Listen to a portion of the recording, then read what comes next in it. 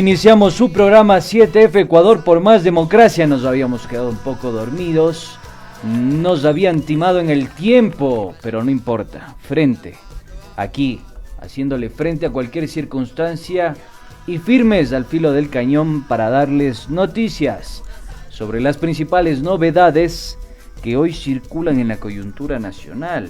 Como siempre no estoy solo, me acompaña la madrina, la señorita de deportes, de Tani Cuchi. No, ya le conté de dónde. ¿De dónde? De Tokyuco, perdón. ¿Cómo estás, escurridiza? Bueno, yo feliz de donde me pongan. Le cuento más feliz que perro con dos colas. 9 de la mañana con 9 minutos. Buenos días. Buenos días a todos quienes nos acompañan en la 95.3 FM y 94.5 FM al noroccidente de la provincia de Pichincha. Sí, le contaba al Andresito ayer que me dice que soy madrina. Hace años, dijo, pero yo años. No yo no dije, el señor Acosta me dijo. Por favor, banderillero, hay que censurarle a esta chica. No. Acostumbrada me quedaron debiendo, aquí al ladito los vecinos, una banda de Niña Deportes en la Vicentina. ¿Ah, le sí? cuento, Bueno, no importa, siempre va a ser la reina de los corazones de Tani Cuchi. O de Tokyuco de también. donde quieran, yo feliz, muchísimas gracias, un abrazo enorme a todos quienes nos escuchan también en el mundo entero, a través de www.pichinchacomunicaciones.com.es y por supuesto en nuestras redes sociales, Pichincha Comunicaciones.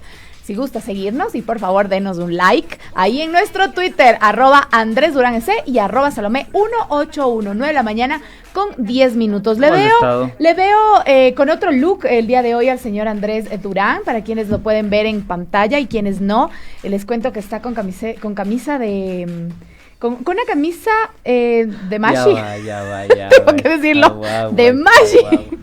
Pero es linda su camisa, me gusta mucho a mí la... Sí, no es una camisa de Mashi, al Mashi que haces alusión. No. Es una camisa de... compañero significa Mashi, oiga. Peguche. Ah, la compraste en Peguche. Sí, linda, Peguche. Lindísima, súper linda. Me gustan mucho los textiles de nuestros indígenas, son súper lindos. Yo tengo una falda tejida de Zuleta, pero a mano, es hermosísima. Así que ahí podemos venir algún rato. Has venido vestida hoy, ¿eh? ¿Qué le pasa? Bien, por lo general viene de poca ropa. Qué horror, oiga, qué horror. Es que ¿qué pueden creer, Dios mío? ¿Quienes ven nuestra transmisión en redes sociales saben que es Sincerémonos, Carla, por favor. Está hablando por unas fotos que tengo en mi No me refiero a eso, ¿A qué? Me refiero a que te gusta venir con ropa bastante holgada, suelta, escasa. Con vestido. Claro, con vestido. Si hace sol, claro. Está bien. Eso, dígame. Yo cuando vivía en Argentina, que no en les los gustaba veranos ponerse las vestido. mujeres transitaban por las calles con muy poca ropa. Es que el calor es insoportable. Claro, el calor es insoportable. Sí, Está aquí bien. también cuando tenemos un poquito Es de tu sol. decisión. Sí, totalmente. Es tu cuerpo. Por supuesto. Es tu forma de ver la vida. Así es. Todos respetamos esa Así es. libertad de expresión que Como tiene usted le dicen ya, galán la de reinita Cusúa. de Tani Cuchi. Galán de Cusúa, le dicen. Pero bueno, poniéndole un poquito de humor y un poquito de ánimo a nuestras mañanas, iniciamos aquí 7F Ecuador por más democracia. Ya queremos contarle los chismes y lo que nos cuenta nuestro queridísimo pajarito azul, el pajarito de Larry. ¿Qué dice Larry?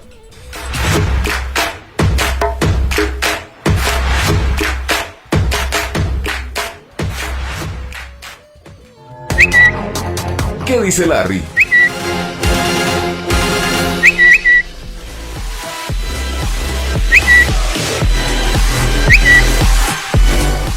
Bueno, 9 de la mañana con 12 minutos, arranca 7F, Ecuador por más democracia. Sí, por más democracia, ¿por qué no? Esa es la exigencia que todos los ecuatorianos en este momento realiza. Nos gustaría comenzar con mejores noticias, novedades. Me gustaría algún momento, no sé, Carla, ¿qué piensas tú, Carlitos? Por ahí anda el abuelo de Richard Carapaz. Decir algún día, ya descubrimos la vacuna al cáncer, y saben que lo hizo un científico ecuatoriano, o saben que ya encontramos un biodegradador del plástico acá en el Ecuador, y se lo hizo en la Universidad Iquian, o saben que ya encontramos una fórmula para crear nanobots, qué sé yo. Pero no. Creo que esos sueños se han convertido Creo que un sí hay poco muchos, pero sí hay utópicos, muchos ¿no? ecuatorianos que se han destacado no solamente Yo no digo que no. en ojo. ámbitos deportivos, sino Yo también no en digo este tipo que de no, ámbitos. ojo. Pero esas noticias muchas veces son opacadas por otras que lamentablemente son las que damos y a veces tenemos que comentarlas aquí. Yo no digo que no. Lo que pasa es que no hay condiciones habilitantes para discutir de aquello, ¿no? Cuando tienes un gobierno que te reduce el presupuesto para investigación, ciencia y tecnología, cuando tienes un gobierno que califica de elefantes blancos a unas universidades que tenían la posibilidad de generar esa transición en cuanto a su matriz productiva, cuando dicen es que esa universidad que era elefante blanco no servía para nada y no sé qué y no sé cuánto, y después termina escribiendo en revistas indexadas como Nature. Yo digo, hay que saber comprender aquello, ¿no? Y preguntarse por qué esos países lograron convertirse en potencias y se desarrollaron, más allá de que después podamos hacer cuestionamientos al modelo capitalista que rige hoy por hoy la vida de este planeta, ¿no? Pero ¿por qué lo hicieron? ¿Por qué países que eran desiertos se terminaron convirtiendo en aparatos productivos llenos de ciencia, tecnología e innovación y transformaron completamente sus patrones dependientes de materias primas y la exportación de dichas materias, ¿no? Yo creo que sí merece una reflexión importante sobre aquello. Sin embargo, hoy, firmes en el compromiso que adquirimos hace mucho tiempo, tenemos que dar novedades no tan gratas. No tan gratas, así es, y tomamos el tuit del señor Juan Javier Dávalos, donde dice: es impresionante el poder que sigue teniendo el contralor subrogante Pablo Celis, sigue dando de qué hablar, vea, desde la cárcel. Ningún consejero del Consejo de Participación Ciudadana y Control Social apoyó la moción para instarle a presentar su renuncia. Es una vergüenza para el país, ya lo comentaba Alexis Moncayo hoy en la mañana muy acertadamente, y Pablo Celis sigue dando de qué hablar a pesar de que está en la cárcel.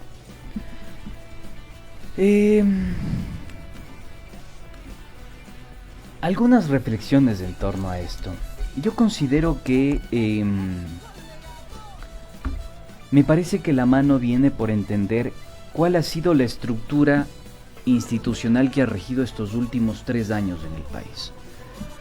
Y preguntarse qué es lo que está sucediendo en torno a la situación institucional actual.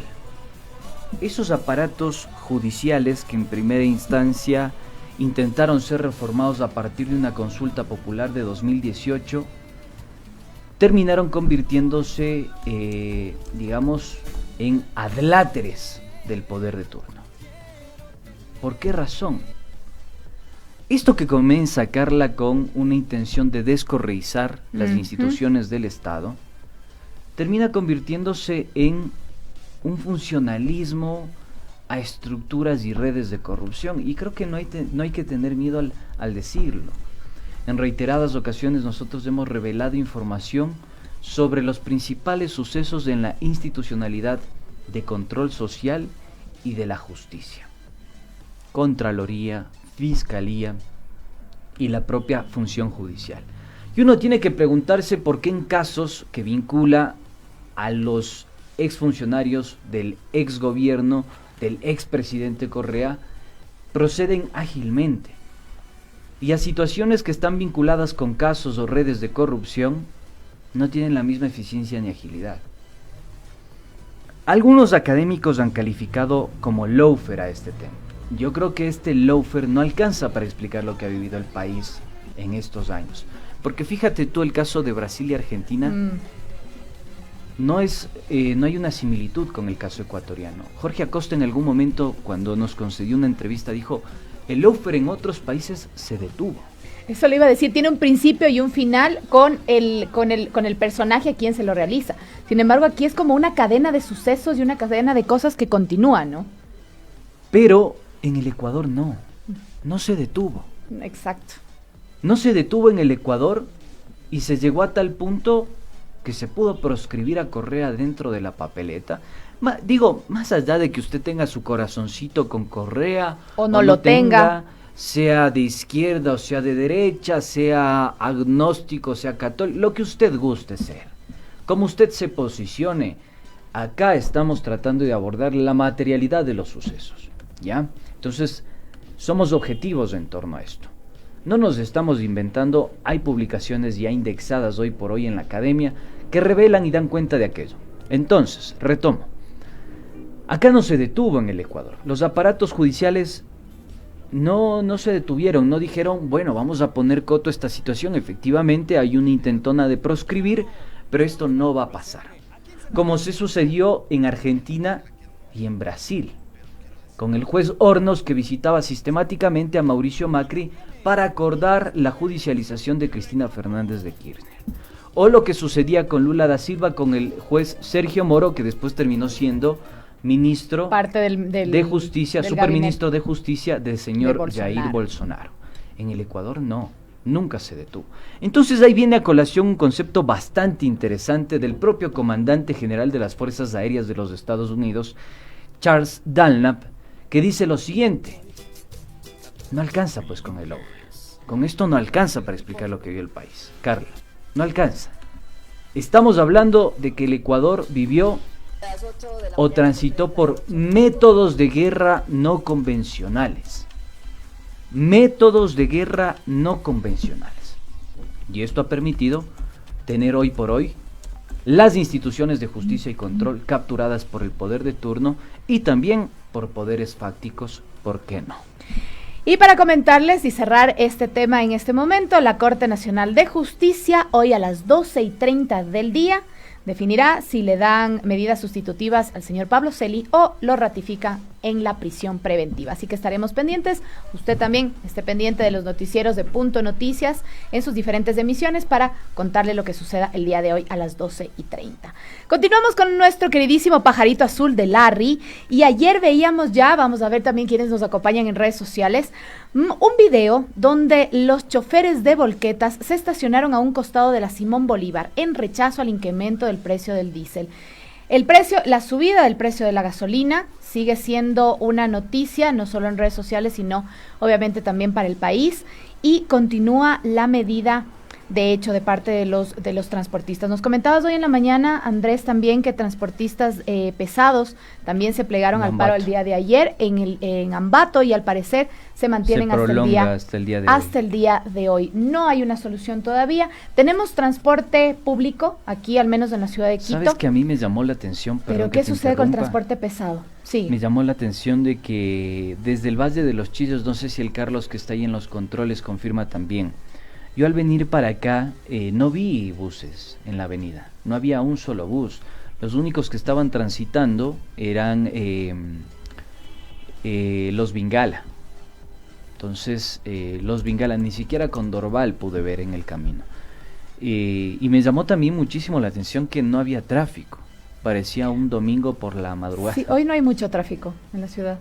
Es verdad, desde el norte de Quito tampoco. Llama la atención aquello. Entonces, lo que tengo entendido, y eso sí queremos ser contundentes y claros en relación a esta información, es que hoy por hoy existen asambleas generales extraordinarias en el sector transportista. ¿Qué quiere decir esto?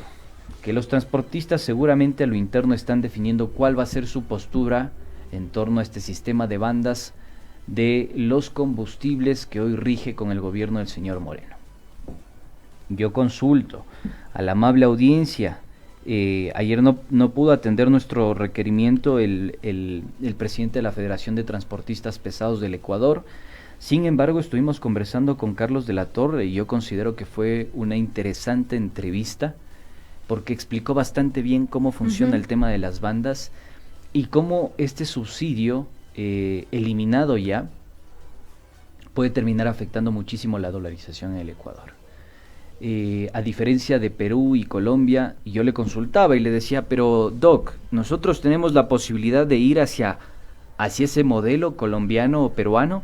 Es decir, sin subsidio de gasolina. Claro, que no tienen subsidio. ¿Cuál es el precio de la extra en Perú? La extra en Perú está costando hoy por hoy el galón en $3.64. ¿Sí? Y el diésel en Perú está costando, $3.54 el diésel en Perú y $4 la extra en Perú por galón. Entonces yo le consultaba, doctor, ¿podemos ir hacia ese modelo? ¿Hay la posibilidad de que el Ecuador se convierta en un Perú, digamos? Y dice, eso sería gravísimo. Hacia allá vamos, eso sería gravísimo porque compromete la propia dolarización. Claro. Fíjate porque que Perú recordemos tiene soles. que nosotros no tenemos una moneda propia. Colombia tiene pesos, ellos pueden devaluar su moneda, nosotros no podemos devaluar porque no es nuestra moneda. Así es. Entonces, el caso colombiano, los sueldos son más baratos porque el costo de la vida también es más barato. El caso peruano, exactamente lo mismo. Digo, tampoco es que sean modelos para comparar, no estamos hablando de países escandinavos. De hecho, hoy por hoy Colombia está teniendo un problema gravísimo, completamente tapiñado por los medios de comunicación, por los grandes medios de comunicación, ecuatorianos y colombianos, pero más bien es una comparación regional.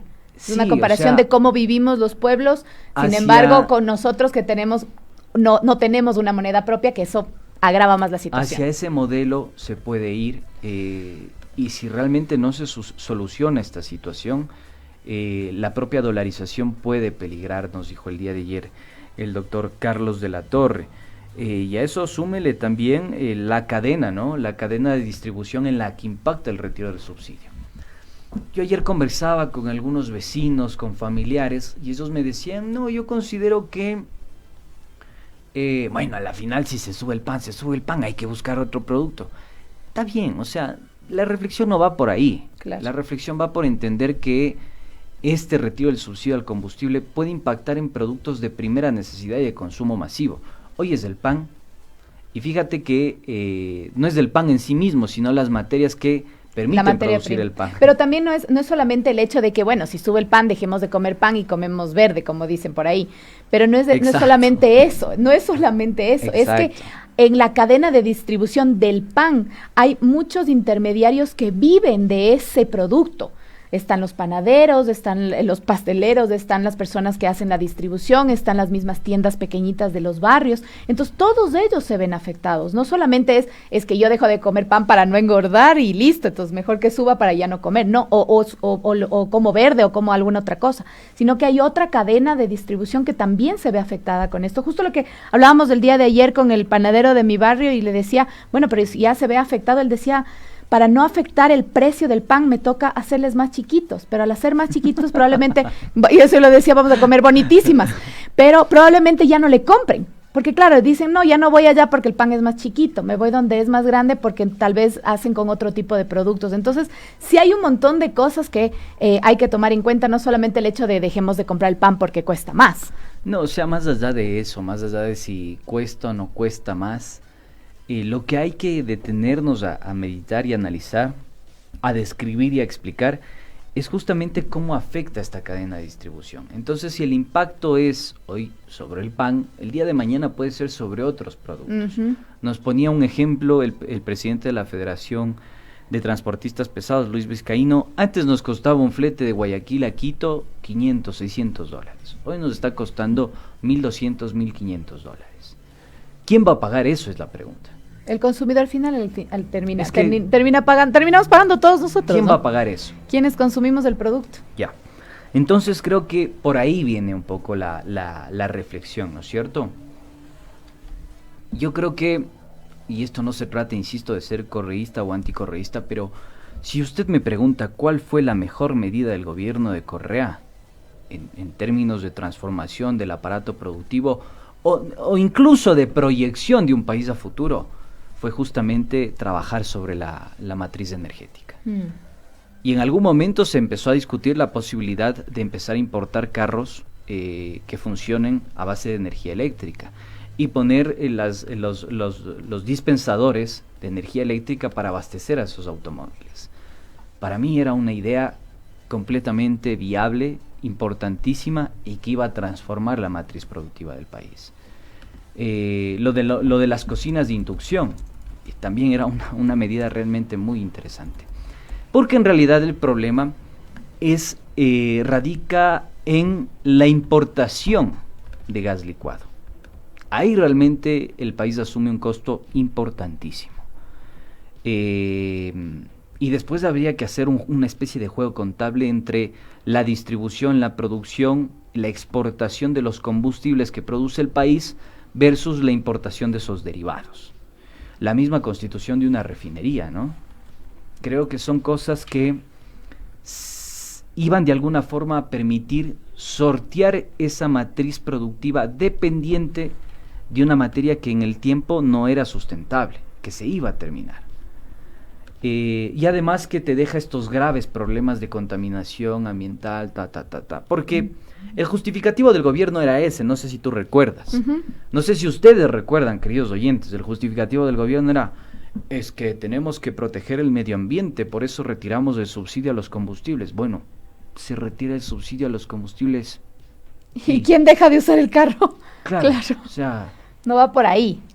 ¿Y qué hacen con esa plata? Uno, ¿qué hacen con esa plata que retiran, digamos, de protección al subsidio? Ya. Dos, va a seguir la gente consumiendo el combustible porque es el motor, digamos, del aparato productivo.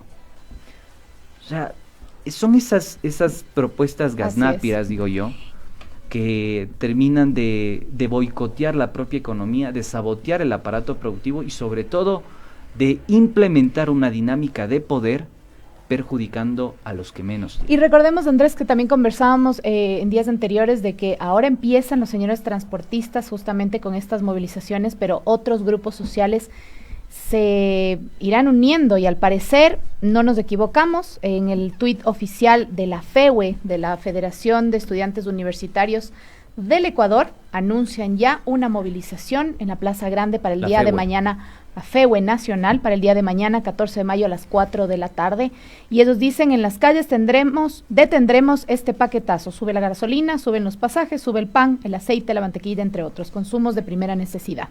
Van uniéndose ya otros frentes sociales justamente a esta movilización. Yo sigo preguntándome, ¿no? ¿Qué pasó con ese octubre? Ese octubre rebelde y de resistencia que vemos que hoy lo terminó capitalizando un proceso y un proyecto completamente distinto al que se plegó a las calles a resistir a ese decreto 883. Es una pregunta enigmática, porque yo creo que es un momento importante para que las diferentes tiendas políticas, organizaciones, colectivos, todo el tejido social, popular y nacional, deponga actitudes, ¿cómo decirlo?, antidemocráticas, y entender de alguna forma que hoy por hoy está el futuro, la sostenibilidad de la mesa de cada uno de los hogares ecuatorianos. Yo realmente, Carla, te soy sincero, incluso me planteé la posibilidad y lo discutíamos algún momento, va a ser insostenible. Yo tengo que viajar 35 kilómetros diarios aproximadamente. ¿Cómo sostienes el combustible de 35 kilómetros diarios? Claro. Aproximadamente eso a mí me dura menos de una semana, unos 4 días. ¿Cómo sostienes? Entonces tienes que acudir a otro transporte, movilización. Otro tipo de transporte. Y fíjate que en el Valle de los Chizos, hay que decirlo también con toda la letra, no es que el transporte sea eficiente. No es que el transporte, tú accedes en la vueltita de tu casa, en la esquina de tu casa, te subes, vas sentadito, tranquilito, pagas tu pasaje, encima cobran lo que les da la gana. Y en la situación sanitaria en la que estamos. Y en la situación sanitaria en la que estamos, digo, es peligroso. Entonces yo estaba considerando incluso la posibilidad de cambiar de automotor, ver otra opción un poco más económica, quizá una moto para transportarme. Subir en bici, Andrés. Y vas viendo, subir en bici, imagínate. No, eso solo lo hace el abuelo de Carapaz, ¿no? Sí, él es ciclista. Él es ciclista. Entonces, imagínate, vas viendo cómo se va menguando la capacidad adquisitiva de la familia ecuatoriana. Clase media, por favor, mucha atención con esto. Usted que piensa que todo se lo debe a su esfuerzo, a su emprendimiento, a su valía, a sus actitudes y aptitudes. No, hay condiciones estructurales que determinan las posibilidades para que usted pueda progresar o puede incluso ser desclasado socialmente. Mira lo que dice Carlitos Minango, justamente ya que le invitas al diálogo. Carlitos también vive en el Valle de los Chillos y creo que muchas personas que viven en el Valle trabajan en Quito. Dice, consigue un bus a las 4 de la mañana que uno sale del Valle. Es imposible, por eso el carro no es un lujo, es una herramienta de trabajo. Bien dicho, Carlitos. Y ahora se va a convertir en un lujo. Porque tener un auto particular, privado, va a terminar convirtiéndose en un lujo, querida audiencia. Ese es un problema central. Entonces el mensaje sobre todo para esa clase media, que considera que el esfuerzo se lo debe a uno mismo. Está bien, sí, hay un esfuerzo que uno tiene que depositar para alcanzar ciertos objetivos, pero también hay condiciones estructurales que facilitan o boicotean esas intenciones. Entonces hay que comprender eso. Steinhagen decía algo muy claro en torno a la clase media. La clase media latinoamericana es un eufemismo. A medida que crece en los booms de proteccionismo y estados de bienestar, piensa que es clase burguesa, o se piensa burguesada, o quiere ser clase burguesa, y deja de articularse con esa clase baja. Empieza a interpretar otras cosas y aspira a otras cosas. Esto tiene que comprenderse, reflexionarse y entender que hoy por hoy la disputa está por la sostenibilidad de la mesa de todos los hogares ecuatorianos. Y justamente para que se pueda aportar a reactivar económicamente nuestro país, para que estemos un poco más tranquilos en el tema de la pandemia y sobre todo para darle un poco de aire a la crisis hospitalaria que vivimos en el país, tenemos el último tuit que queremos compartir con ustedes, que es de la cuenta oficial del presidente electo, Guillermo Lasso, que dice: la vacunación es prioridad. Vamos a firmar un acuerdo de provisión de vacunas de Sputnik con Rusia para fortalecer nuestro plan. Agradecemos a las autoridades rusas por su disposición y apertura. Este es un gran encuentro por la salud y la reactivación del Ecuador. Es una muy buena noticia, me parece excelente que ya se esté haciendo los acercamientos con otro tipo de vacunas. Acuérdense que al inicio se decía que solamente íbamos a poner Pfizer, pues ahora ya se habla de la Sputnik, ya se está hablando con China. Sin embargo, también a este tuit responde Sibel Martínez del Consejo de Protección de Derechos del municipio de Quito y dice: presidente, las vacunas para las y los niños también deben ser prioridad. No hay la vacuna pentavalente, conocida como la vacuna 5 en 1. Recordemos que hablábamos en programas anteriores, Andrés nos contaba además su vía crucis que tuvo que vivir con su peque, que debe ser administrada en 3 dosis a los 2, 4 y 6 meses, niñez en peligro. Así que le queda fuerte y duro el tema de salud y sobre todo de vacunación al nuevo gobierno, no solamente de las vacunas de la COVID-19, sino también las vacunas que ahora son prioridad para los niños y hay deficiencia de ellas en este momento en el sistema de salud pública. Así es. Mira lo que nos comenta Esteban Bustamante, que también forma parte del equipo de Pichincha Universal. Pobre muchacho, tiene que ir changado ahí con el controlador del bus. Aquí voy arrimado al de al lado bien dormido. Te mandar una fotografía ahí changado con el controlador del bus. ¿Cómo te proteges en medio de una pandemia de aquello? Totalmente. Si tienes que ir a abrazar al controlador del bus. Porque tampoco hay protocolos de bioseguridad y tampoco tenemos transporte eficiente. Hay tantas cosas que tenemos que discutir como sociedad. Sí. Pero bueno, vamos a entrar en materia, ¿te parece, Carla? Y ya tenemos a nuestro invitado conectado en este momento. Nos vamos a un pequeño cortecito. Le pedimos por favor a nuestro invitado que nos espere un segundo. Tenemos que cumplir con nuestro corte y regresamos de seguida. Esto es 7F, Ecuador por más democracia. Y vuelve 7F, Ecuador por más democracia, y tenemos el gusto y el agrado de dar la bienvenida al doctor Jaime Torres. Él es doctor en psicología clínica, profesor de la carrera de comunicación social de la Universidad Central del Ecuador. Doctor, ¿cómo está? Bienvenido, buen día, le saluda Andrés Durán, me acompaña Carlita La Morocha Coronel. Buenos días con todos y con todas, siempre es un gusto compartir este espacio con ustedes. Doc, le comento, ha crecido el suicidio según el análisis de algunos académicos y autores.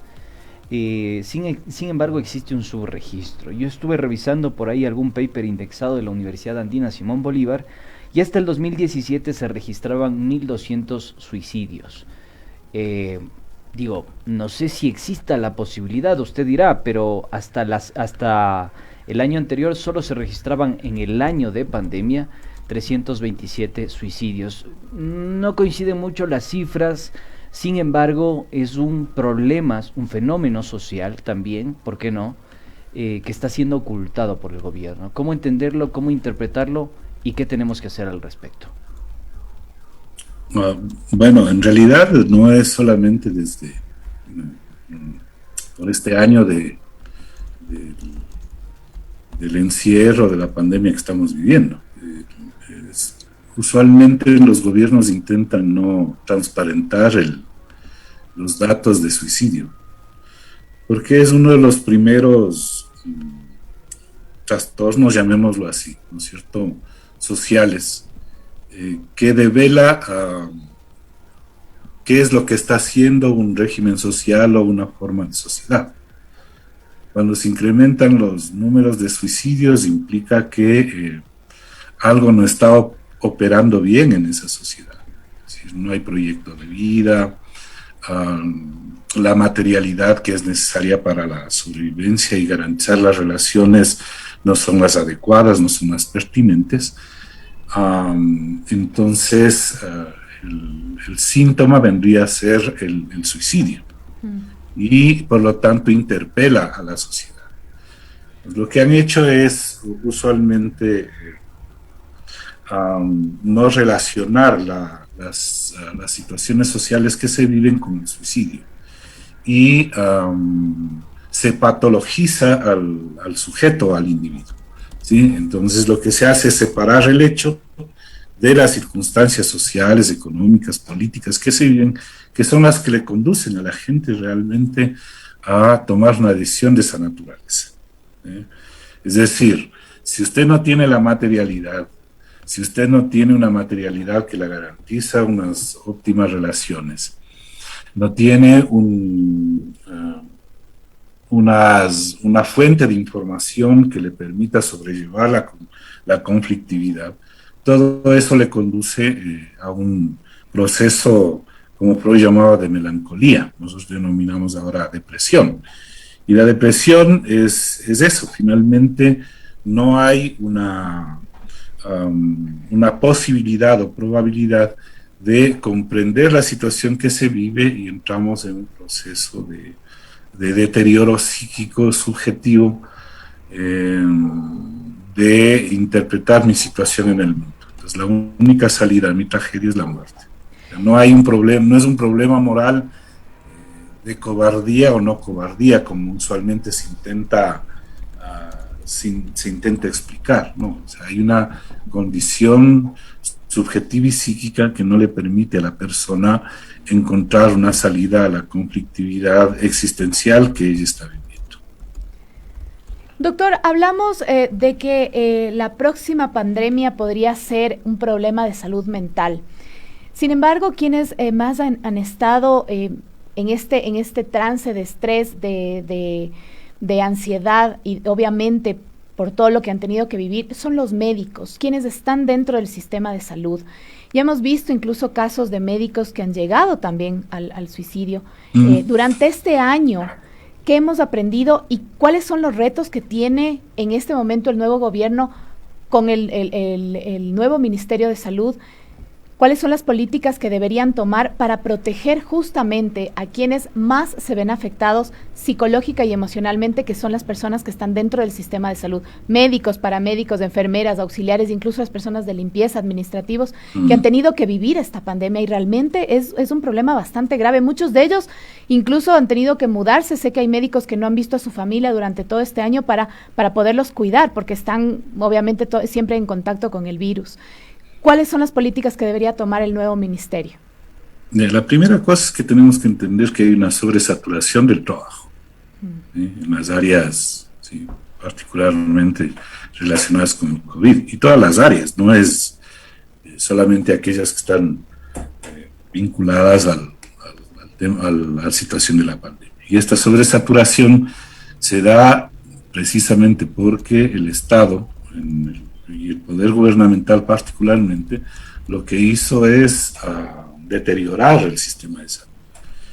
Entonces hay una sobrecarga de trabajo hacia los médicos, enfermeras y auxiliares. Entonces, es impresionante cómo tuvieron que vivir durante todo este año y lo siguen viviendo.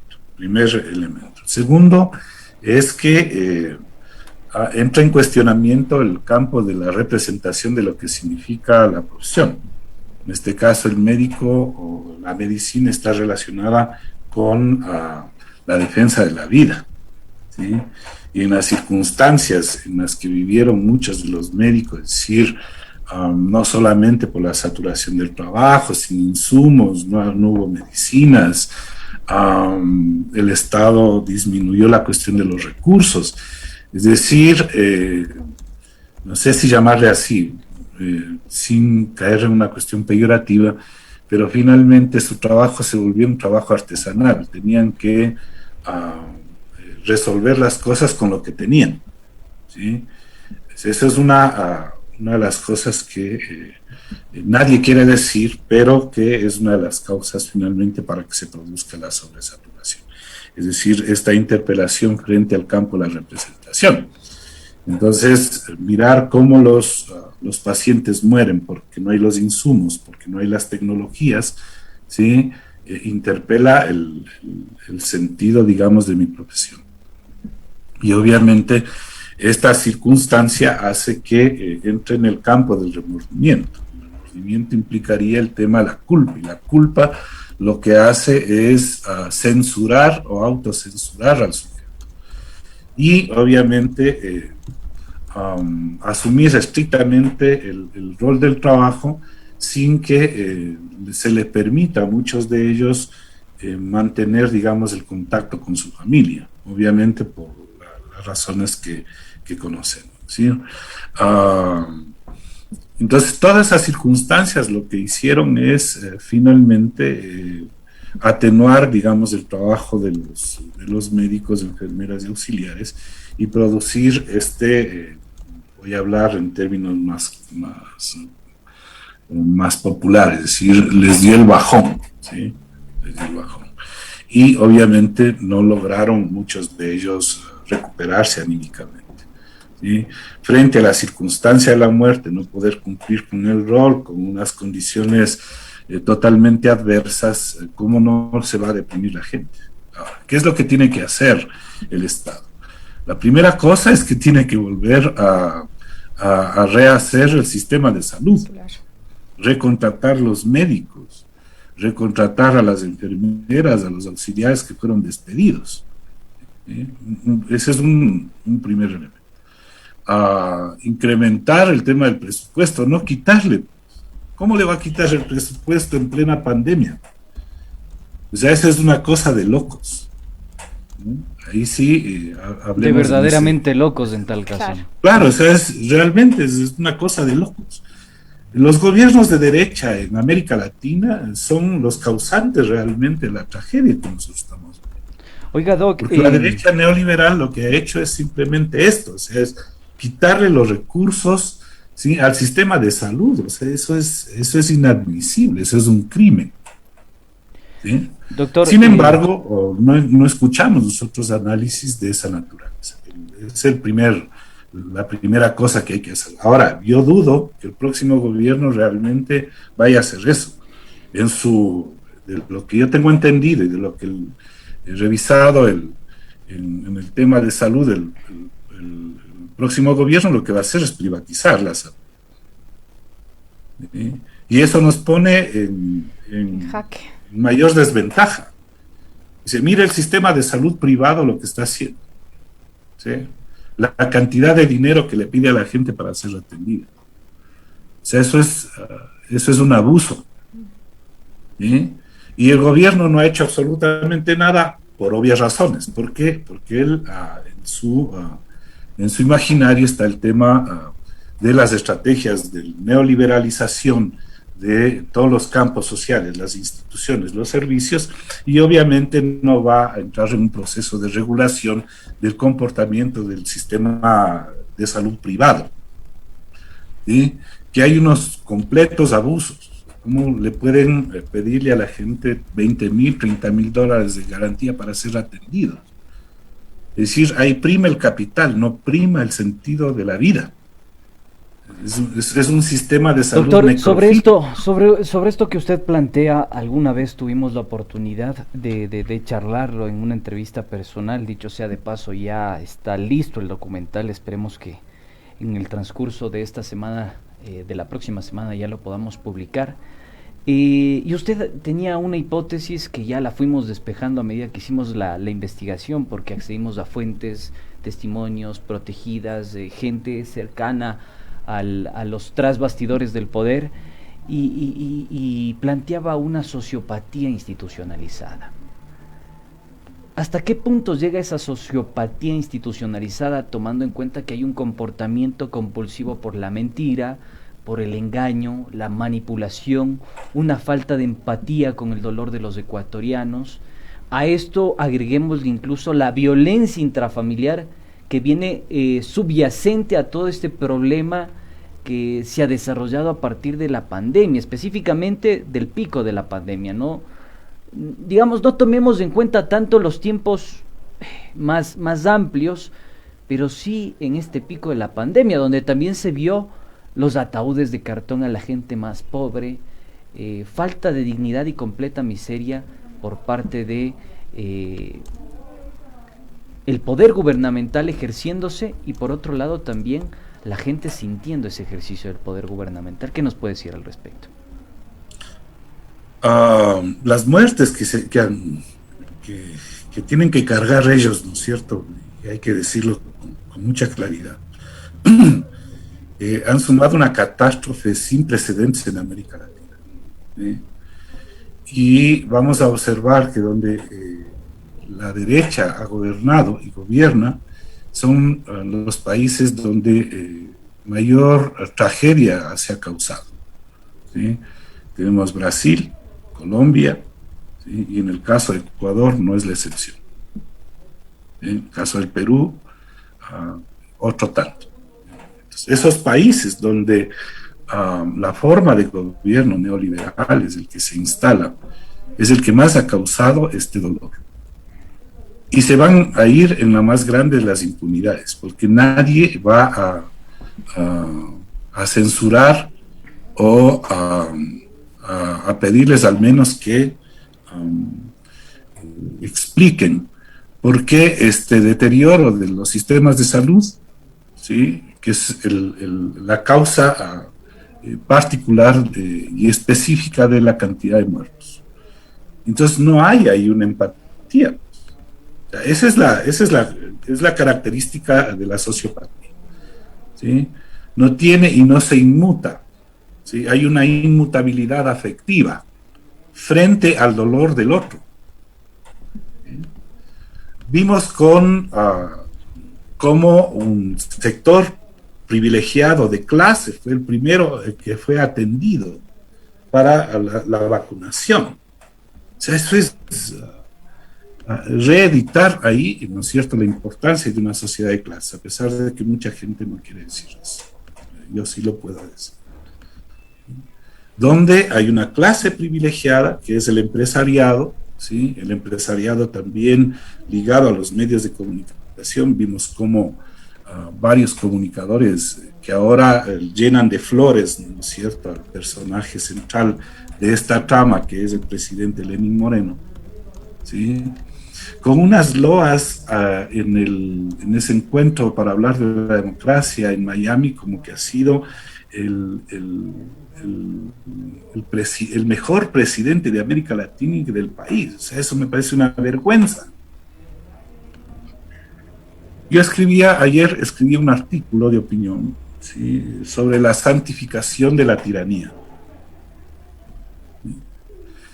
Y sin ponerle en el mismo nivel histórico, porque si hay unas diferencias abismales, colocaba ahí como a Gabriel García Moreno querían santificarle, pues querían canonizarle. Hubo todo un movimiento de la derecha más conservadora del país a principios del siglo, querían canonizar a Gabriel García Moreno. En España, ¿sí?, Franco era tratado como un santo, ¿sí? Es decir, estas narraciones, ¿sí?, que son por demás perversas, no reflejan realmente cómo los países nuestros han sido gobernados y están colocándole a este señor Moreno como el gran héroe de la democracia. Doctor, yo quiero consultarle sobre algo que también me parece importante en todo lo que usted sitúa. Hace un análisis bastante fino de la situación, de esta canonización que existió y que existe hoy por hoy. Pero haciendo una similitud, esa canonización hoy por hoy quizá es competencia de los medios de comunicación. ¿Cuál ha sido el rol que han jugado los medios de comunicación en cuanto a legitimar ese poder gubernamental? Es decir, no pasa absolutamente nada acá en el Ecuador, la gente no se está muriendo de la COVID-19, no hay crisis económica, todo lo que ha sucedido es culpa del gobierno anterior y por eso es necesario combatir contra la corrupción, más no sobre los problemas estructurales que tiene el país. ¿Cuál es la responsabilidad mediática que tienen esos agentes de poder?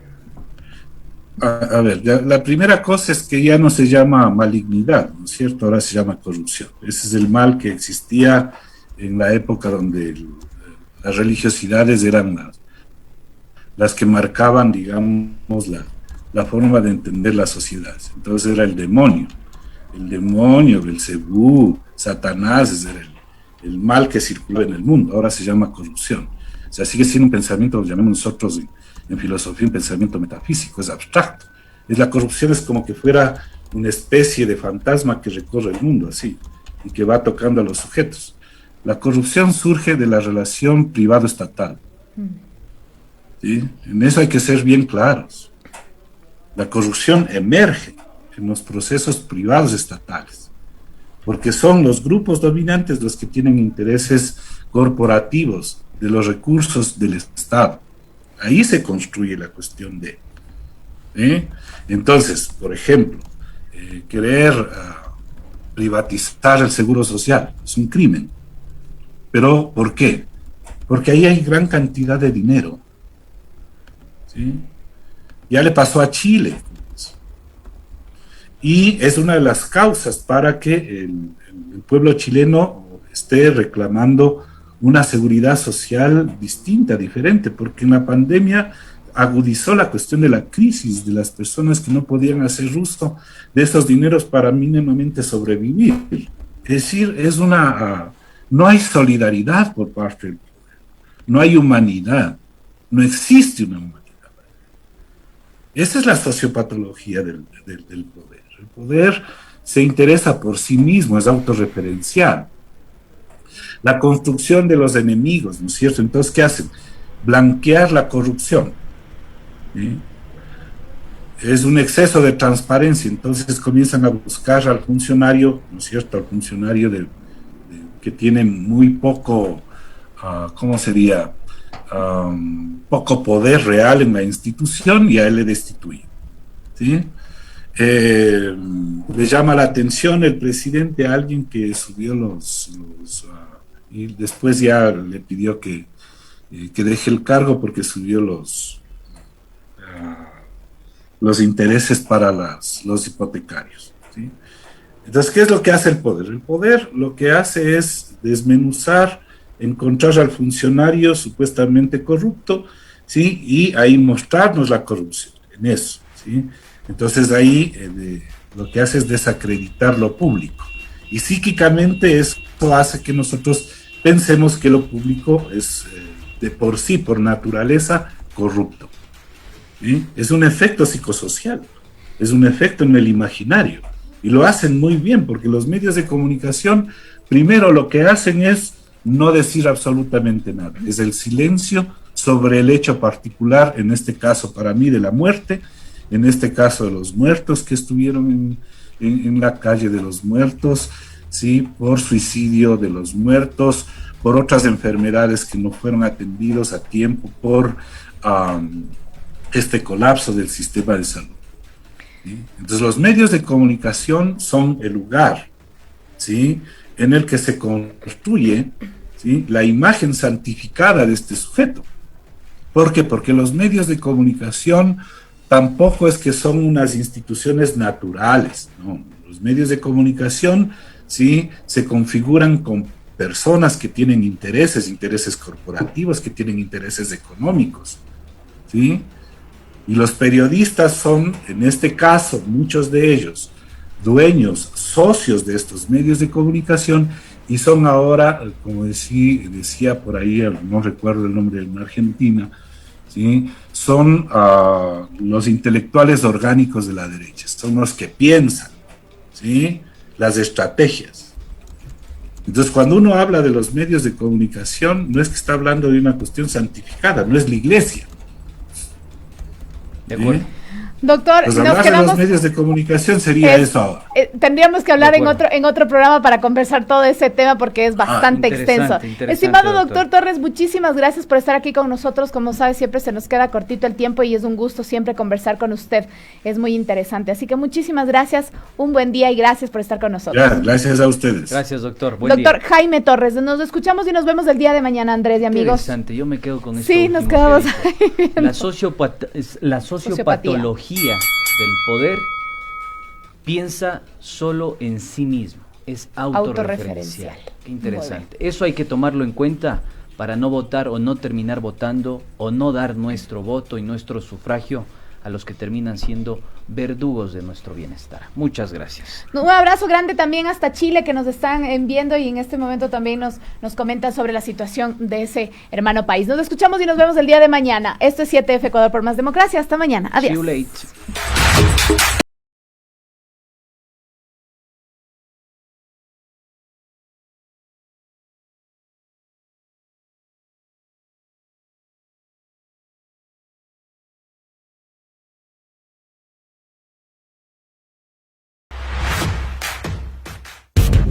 Gracias por acompañarnos en este espacio 7F, Ecuador por más democracia. Recuerde que usted tiene las conclusiones y la responsabilidad de ser el veedor de nuestro